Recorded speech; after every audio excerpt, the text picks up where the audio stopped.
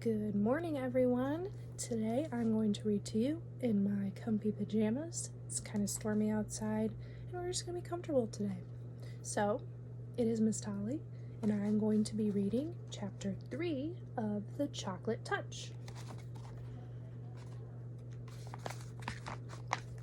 Alright, Chapter 3.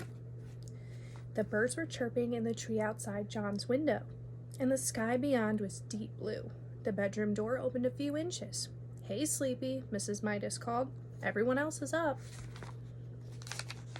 John put on his bathrobe and slippers and ambled to the bathroom. His sister Mary was still brushing her teeth, and he had to wait until she was finished. "Come on, Mary," he said a little crossly. "Don't take all morning." "Here you are," Mary said, handing him the toothpaste tube.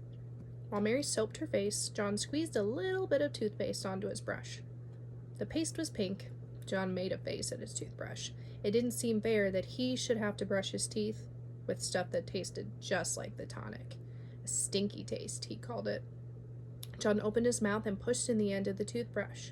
As soon as it touched his front teeth, he noticed a delicious sweetness in his mouth, a taste of the best kind of chocolate. He pushed the brush to and fro, and the taste seemed to grow stronger. He removed the brush. The bristles were brown. "What kind of toothpaste is this?" John asked. Mary was drying her face. "The same kind," she answered. "It says on the tube." "Blanco Dent," John read. It was the same kind they had always had. "Why is it chocolate flavored this time?" he asked. "Boy, it's good." "Silly," Mary said. "Course it isn't chocolate." She hung up her towel and swished out of the bathroom. John squeezed some more toothpaste onto his brush and continued to brush his teeth. Chocolate again. It was marvelous. Rich, sweet, smooth chocolate. Chocolatey chocolate.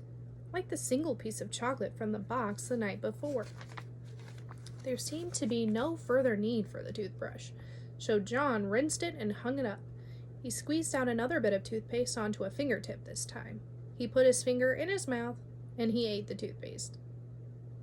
When he took his finger out again, it was stained chocolate brown. John wasted no more time. He put the end of the toothpaste tube into his mouth and emptied out the paste onto his tongue. It squeezed out like thick, creamy chocolate. Mary looked into the bathroom. "Hey, what are you doing?" she demanded. "Yummy," was all John said. John and Mary were a little late getting to the dining room, and Mr. Midas was already on the way to his train when they sat down at the breakfast table. "John ate up all the toothpaste," Mary told their mother. So here's a picture of John eating the toothpaste.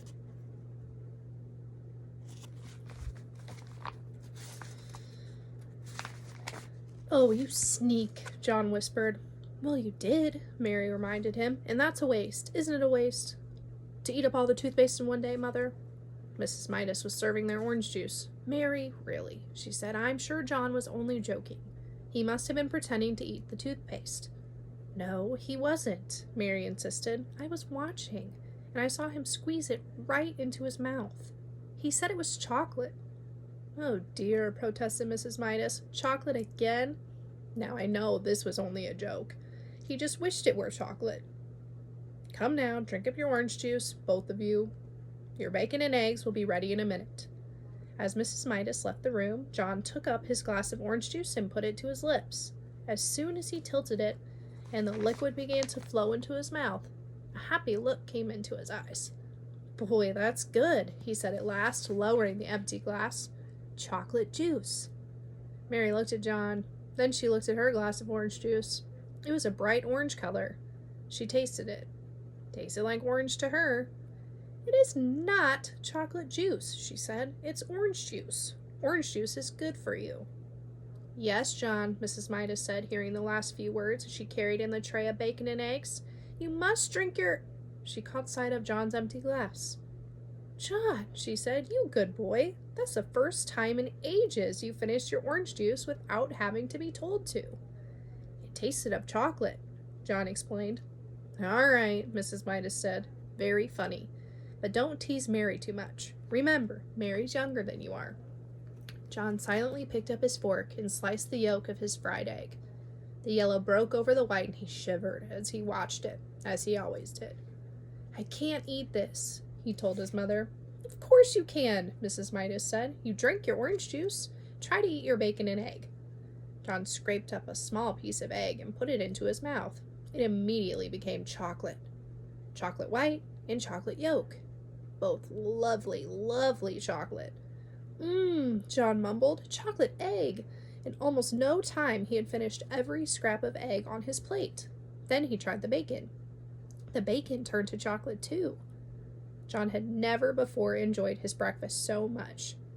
After the orange juice that had turned to chocolate juice in his mouth, and the fried bacon and egg that turned to fried chocolate, he ate 2 slices of chocolate toast, with chocolate butter and chocolate marmalade, washed down with a glass of chocolate milk.